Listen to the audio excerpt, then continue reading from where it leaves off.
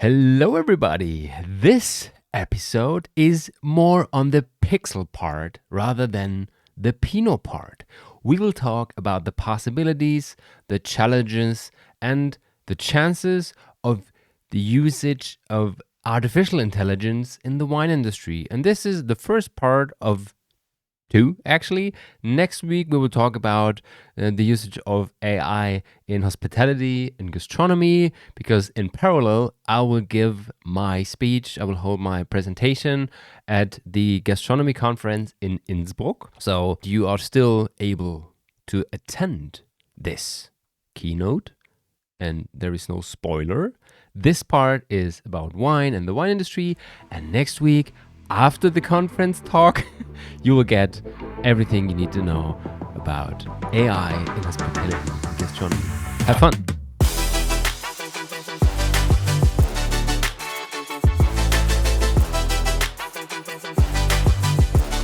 Welcome to the Pinot Pixel podcast episode number 191. 9 to go, guys, before we have our next anniversary. And this episode is focused on artificial intelligence. When we talk about AI, usually people think about robots walking in the vineyard or in restaurants, in hotels, but it's not only about robots, it's also about software, about tools, and being able to use a chatbot such as Gemini or ChatGPT the way you should use it. It's a bit like knowing how to Google, because some people still Google like 1998. Google just turned, 26, I guess, or so? So, happy birthday, Google. We weren't taught how to use Google, and this is what it is currently happening with ChatGPT and Gemini and all the bots as well. So, this is trying to give you a feeling of what is possible in wine, in hospitality, in gastronomy in first place, and secondly, talking about the challenges, the chances, the opportunities with AI, and maybe I'll give a little outlook on how to use ChatGPT and co correctly. If you want to dive deeper into this, text me podcast@pinotpixel.com, and we will talk about how this could be an option for you as a private person or for your company. And right now, let's dive deeper into this amazing topic. I ask Deep AI, it's a image creator, an AI-based image creator that is free of charge, to create a picture with a robot in a vineyard. And this is what it looks like. It's a beautiful robot. He's white, he's super clean, and it's a beautiful vineyard right before the harvest. And then I said, okay, what does the future of winemaking with artificial intelligence look like? And what shall I say? It changed. It looked like this. And what we see is a vineyard in front of a very dirty, big city with skyscrapers, very torn up vineyard, dirty. There's no grass, there is no flowers, nothing at all. Very dusty, and two robots that even look like they don't know what they're doing. And this is just to show you have to be very specific when you talk to a image generator or a chatbot. And secondly, AI paints pictures textually or visually based on the things that we have taught it. So when the training data is full of crappy stuff, such as we human beings are stupid building vineyards in front of big cities and then just fucking it up, basically, then the pictures may look like this. Artificial intelligence is a term that has been existing for almost 70 years. It was first mentioned at a conference in 1956, being the science and engineering of making intelligent machines, especially intelligent computer programs, to use language, form abstractions, and concepts, solve kind of problems now reserved for humans and improve themselves. This was the quote from Minsky, 1955, translated in a book from 2012, basically saying artificial intelligence means a computer that is able to solve problems by just being given a question. I don't know, give me a suggestion for a business model with clothings in Cambodia. And then he just gives me a business plan, marketing plan, everything. Sometimes even solving problems that haven't been solved yet by humanity, or building businesses that have never been built before. This is kind of the idea of artificial intelligence. And this is how it started in 1956. And after that, in the 60s, there were chatbots, there were chess computers and more. And what we know today, the average person, as AI, artificial intelligence, is more like ChatGPT, Gemini, and all these bots that have a basement called LLM, large language model. And those large language models have emerged through ChatGPT in November 2022. And I mean, it's a great technology. It's like blockchain and other technologies. The problem with blockchain was there were no use cases people were able to understand. I mean, I'm still a big fan of the technology, and I guess we will need them more than ever when AI is getting more specific, better, and also more dangerous, especially when it comes to deepfakes and stuff like that. The problem was there were no use cases. I mean, there were some, but they were kind of created and hard to understand for the normal person. With AI, it's something different. There is a chat, I enter a question in, and the question is answered. This is quite easy. I can use it for everything. It's like Googling, but better. And the problem is that sometimes I call them laugh and lie machines, because sometimes ChatGPT and Gemini are lying. And the thing is that it's not a technical brain, basically. It's a computer that was trained with training data, and it only knows what it has been trained on. So it doesn't know much, actually. It rather calculates with probabilities. For example, the capital of Austria is Vienna. When you ask it, what is the capital of Austria, it should answer, usually it's Vienna, because it has read thousands of books that said the capital of Austria is Vienna. And this is why it answers Vienna. And it is correct, of course. But when you feed it other data, and maybe not too many of those sheets of those files, maybe just one or two examples, it might happen that it guesses the answer. And I had that very often. I talked about that every now and then in that podcast, especially when it comes to data, when I ask questions. For example, I don't know, how's the wine market doing? Then it could be that it says, yeah, the wine market is emerging, it's on the rise, this and that, because there were some articles. But basically, the wine market is declining. We all know that. Maybe not in value because of inflation and stuff, but when it comes to numbers, the amount of bottles sold, there is a decline. And this could happen. So no matter what you ask it, always try to double check it. So Google for some articles, check Google Scholar, go to Statista, especially when it comes to numbers, because it could be dangerous. The good thing about those large language models, they can handle a large amount of data in a very short time, and they're quite suitable for pattern recognition. And this is a very, very interesting use case today, because what we could do is, especially as a small company, we can put all the data we have in one of those machines, in those language models, and say, I don't know, what kind of pattern do you recognize?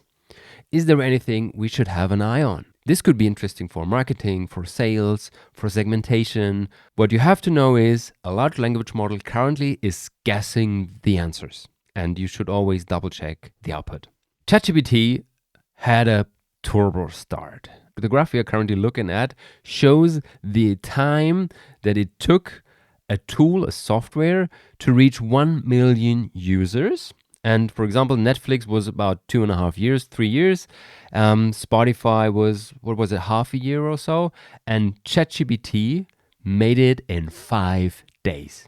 5 days from the launch up to 1 million users. And after 2 months, it was 100 million users. That is totally crazy. And when you have a look at the graph, you see threads within 1 day, but actually they cheated because they just took all the people on Instagram and transferred them to threads. This is not a, let's say, organic growth of a tool. So ChatGPT is still absolutely crazy. There was a crazy growth when it started in November 2022, and right now it's kind of plateauing, but the interest is still huge, and the models are getting better and better. The quality is always getting better, the speed is getting better, and no matter which company launches the next model, Gemini, Claude, GPT, Llama. I mean, there was some big players actually in the market.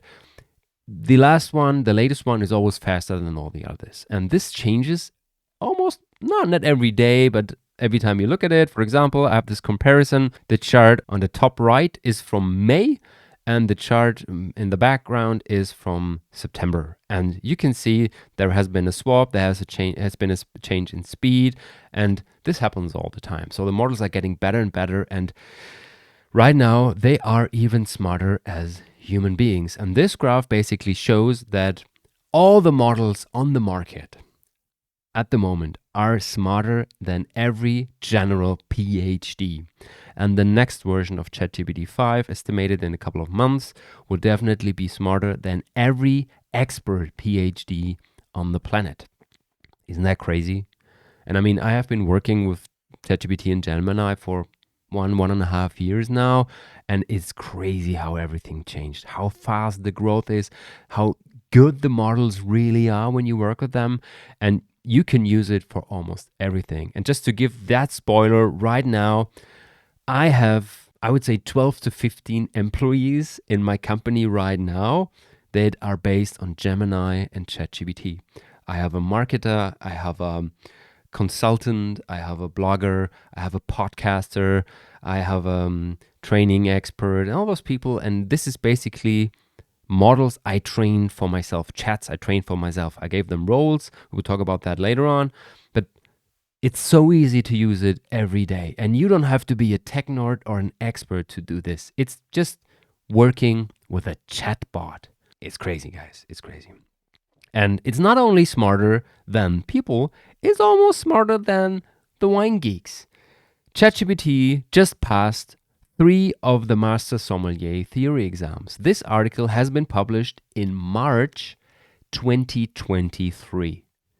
So imagine the development, the evaluation of the models since then.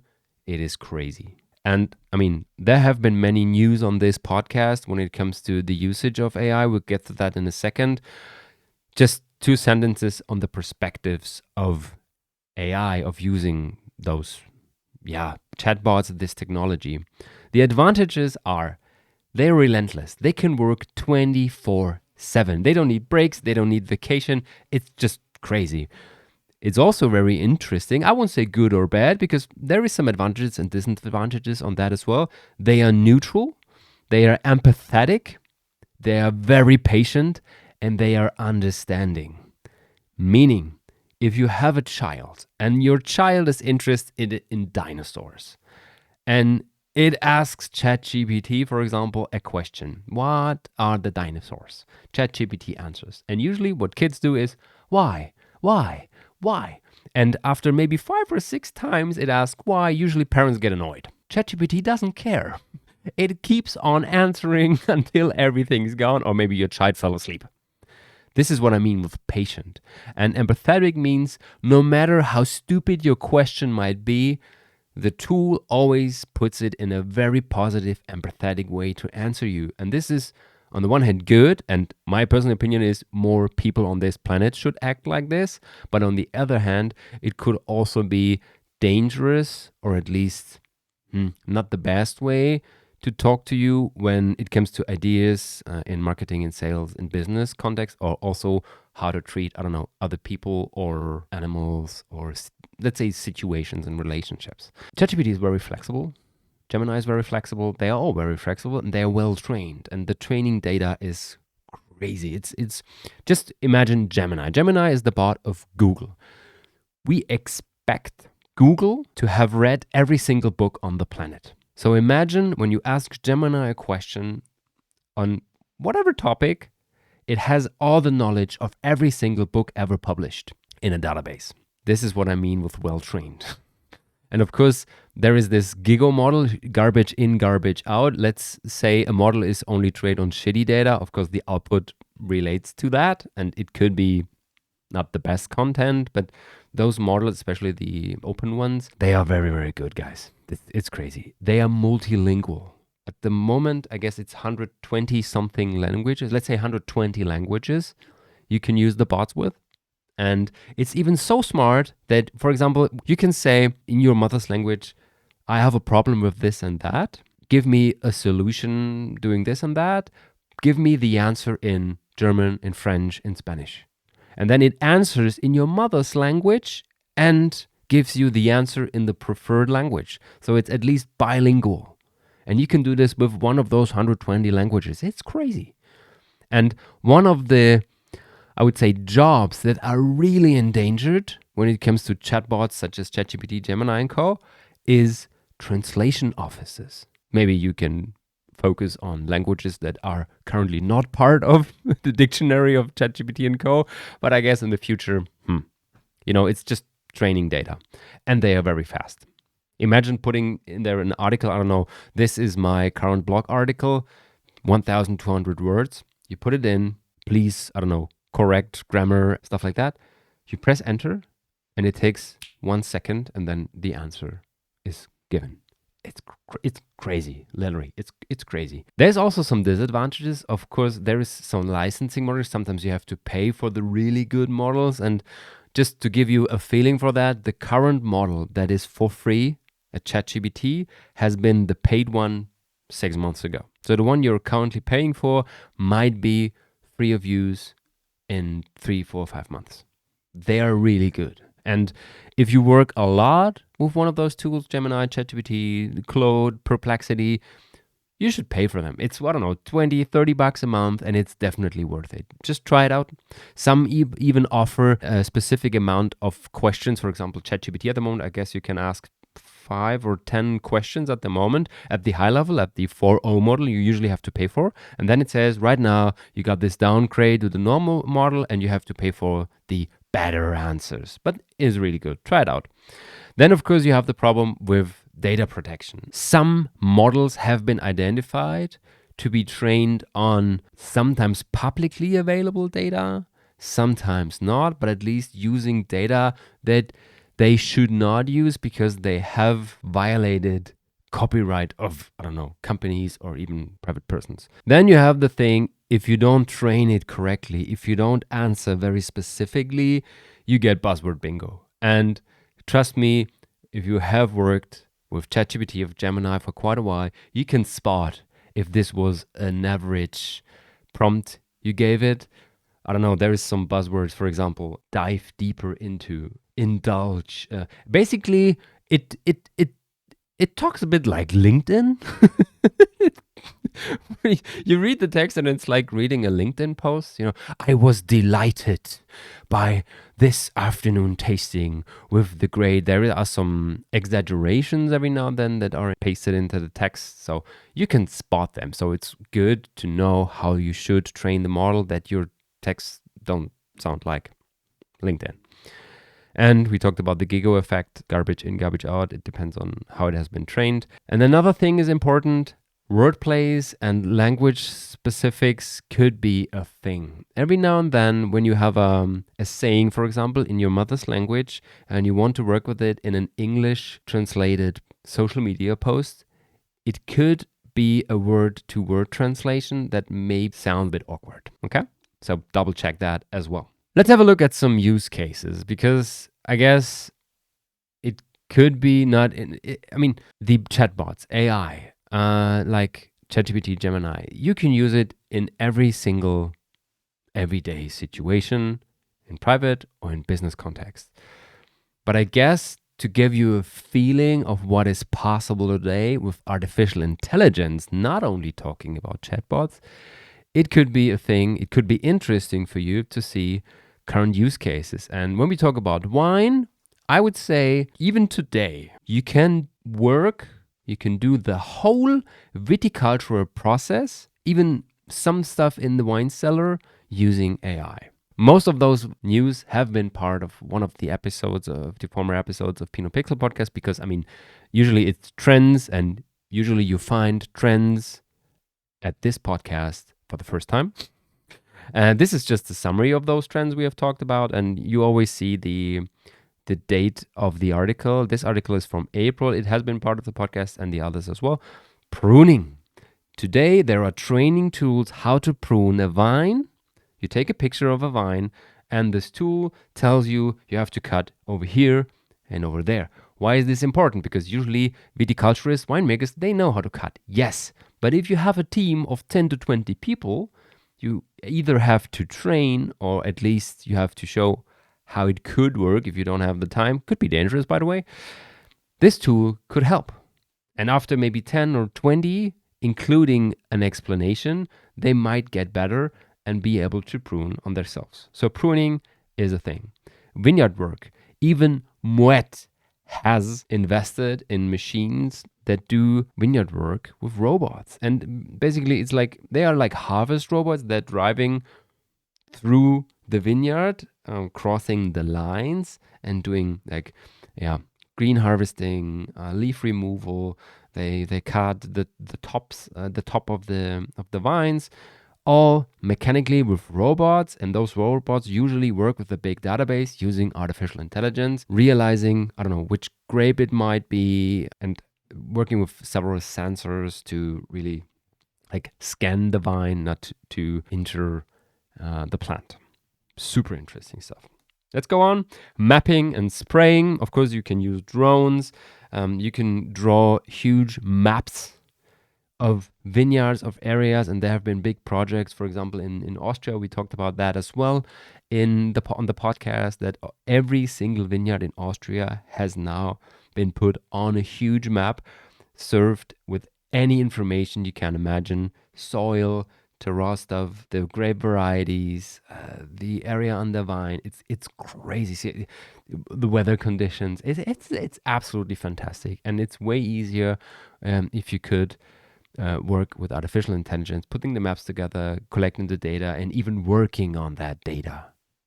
For example, right now you can say with just one click how many vineyards are organically farmed in Austria. Isn't that crazy? Same with spraying.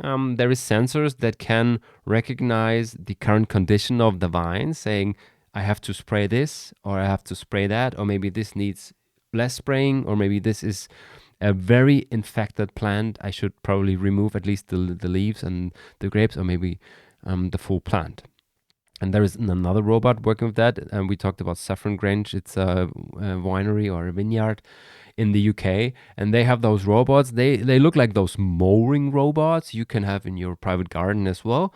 And what they do is they scan the leaves, the vines in general, and then report it to a central computer, to a person sitting behind an iPad or so, seeing, okay, maybe I should prune, maybe I should cut, maybe I should spray this plant.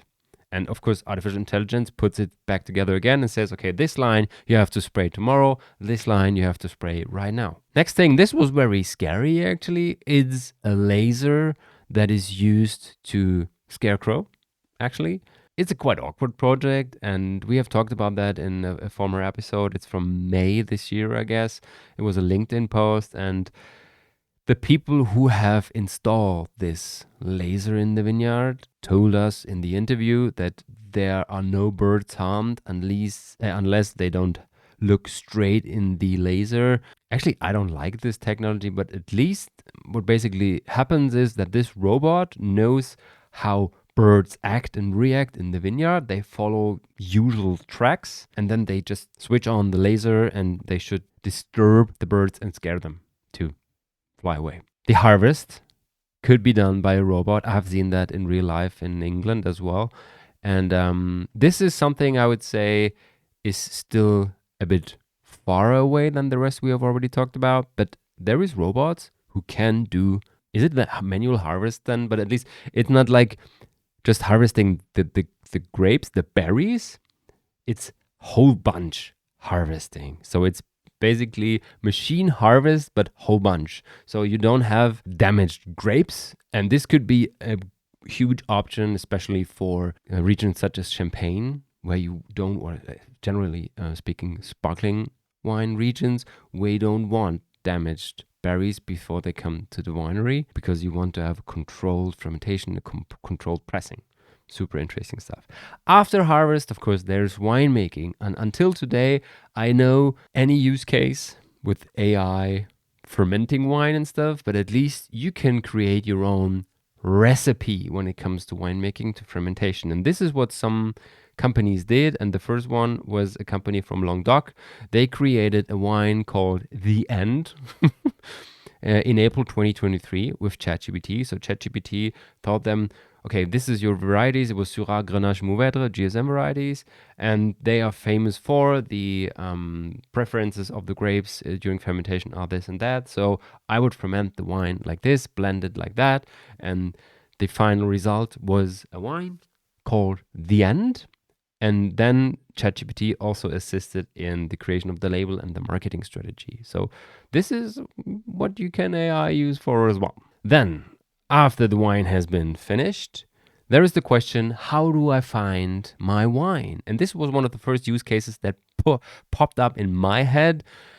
Usually you have the situation, you're in a supermarket, you don't go to the supermarket, but there are people going to the supermarket and looking for wine. I know that, but please don't do that. Go to your special retailer. If you are in a supermarket and you're a special retailer, there's no one who can help you at the moment. You have an app, or you want to have an app and trying to find your own wine following your preferences. And there is some applications who can do that right now. They scan the label, tell you if this is the thing that suits your palate. And actually the company I was thinking of was Vivino, because they have been collecting data for over 10 years now, and they are quite good at finding wines that usually suit your, let's say, average taste, your average palate. Of course, sometimes you try different stuff. I'm a person who tries a lot, so maybe I confuse the algorithm a bit. But usually, if you like, I don't know, rosé from Lago di Garda, maybe you also like the rosé from southern France. I don't know. But this is what AI can do: the analysis of a huge amount of data, and then telling you if you like this wine, try that one. And it's not only a thing for Vivino, but at least this is the use case I had in my mind at first. And then is the question, how can sommeliers work with artificial intelligence? Could the algorithm be your next sommelier? And there was a really good article in the drinks business in June 2024 with an interview with a sommelier who used AI the way you all should use, we all should use artificial intelligence chatbots, basically, as a creative input, as a sparring partner, as a support, a person that supports your creativity, that just like spins ideas and all this kind of stuff. And he explained it and he said, it's crazy. It's really good. If I don't know, have a recommendation, I usually follow the path I have been trained for, but sometimes you can use a chatbot such as Gemini or ChatGPT, ask the question, this is my normal recommendation. What would you recommend instead? And then you start the creativity process. It's pretty cool. It's pretty cool.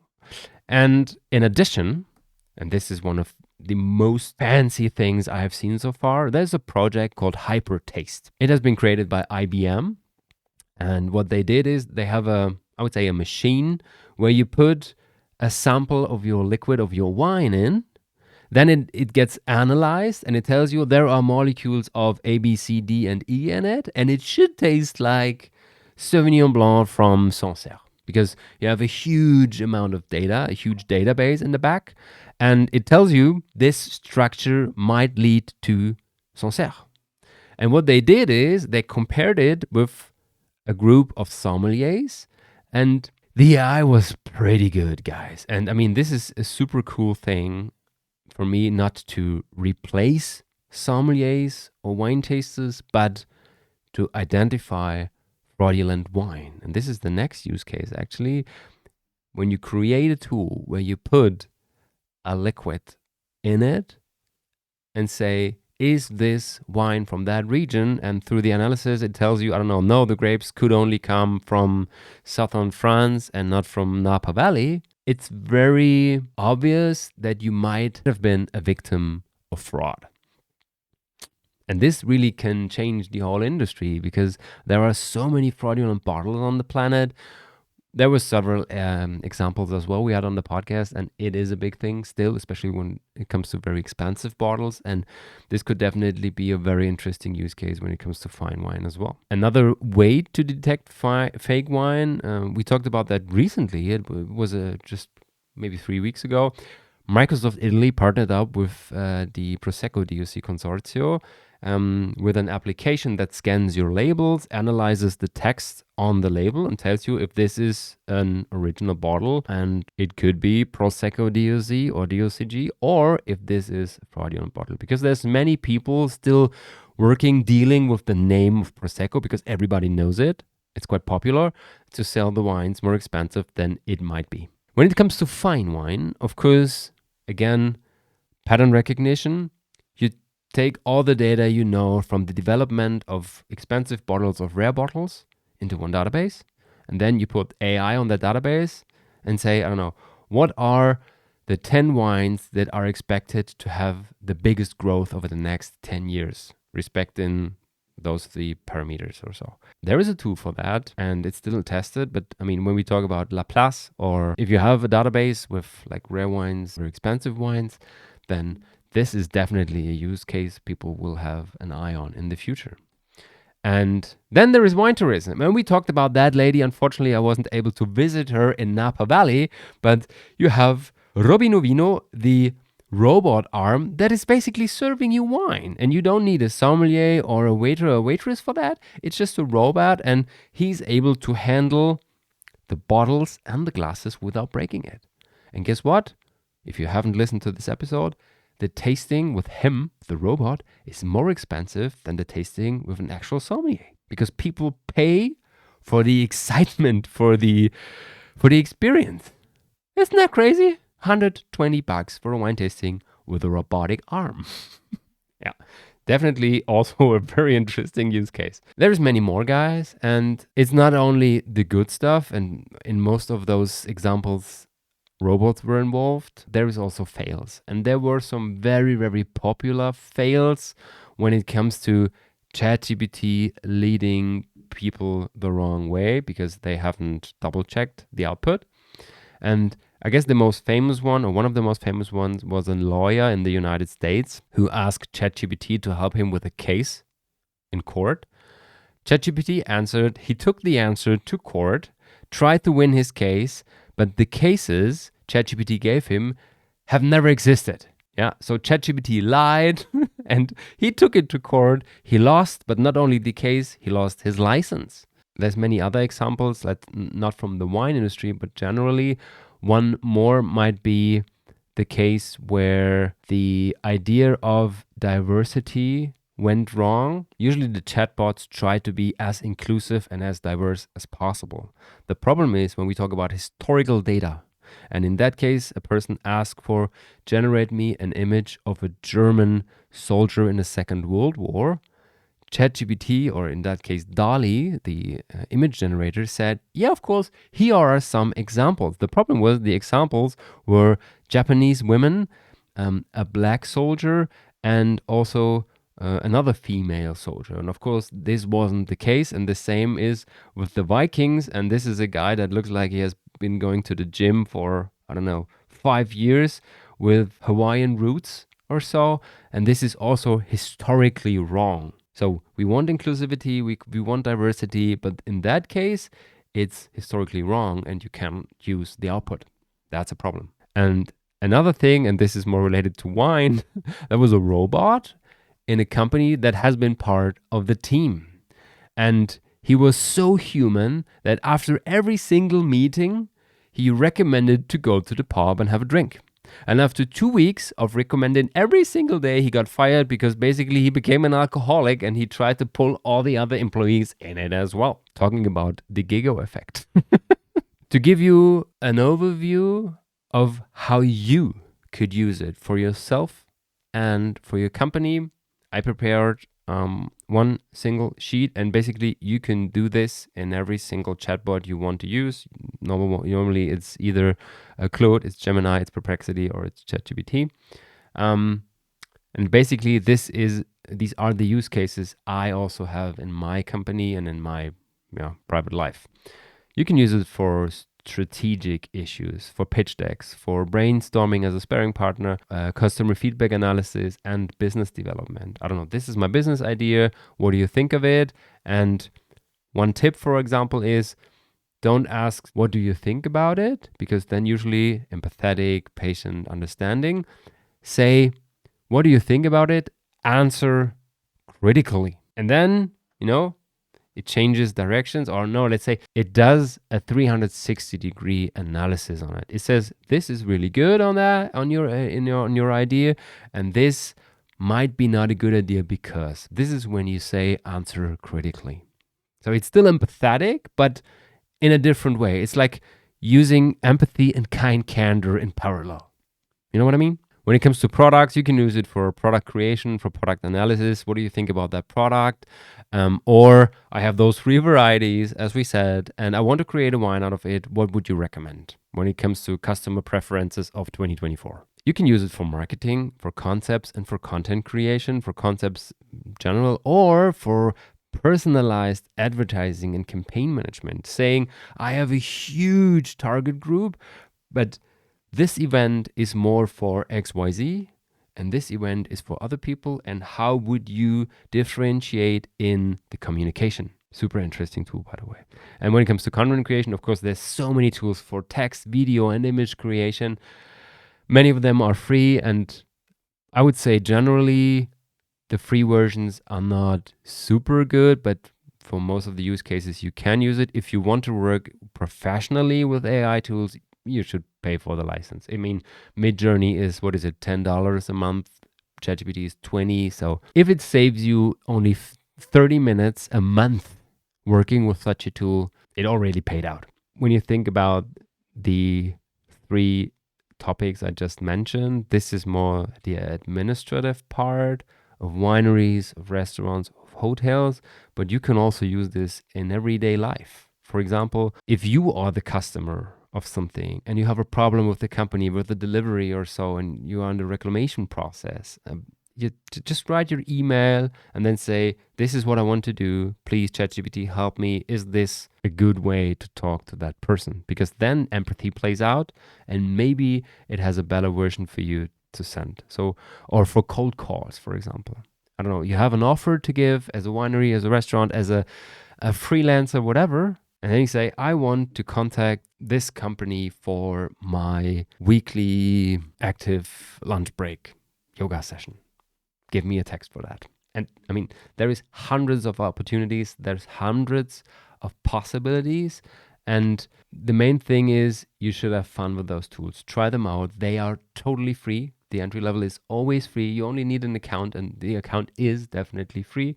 And just play with it. Have fun. Ask every single question. Ask questions you already know the answer for, and then recapitulate, double check if the answer is correct. For example, ask who invented the traditional method, the bottle fermentation. Usually it answers France. Maybe today it knows that it has been an Englishman in 1662, Christopher Merritt.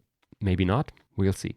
So play with it. And if you have any questions, if, I don't know, you want to dive deeper into that topic, just let me know. Text me at podcast@pinotpixel.com. Give me a call. Hit me up on Instagram. I'd love to help you using ChatGPT, Gemini, and Co. in the right way.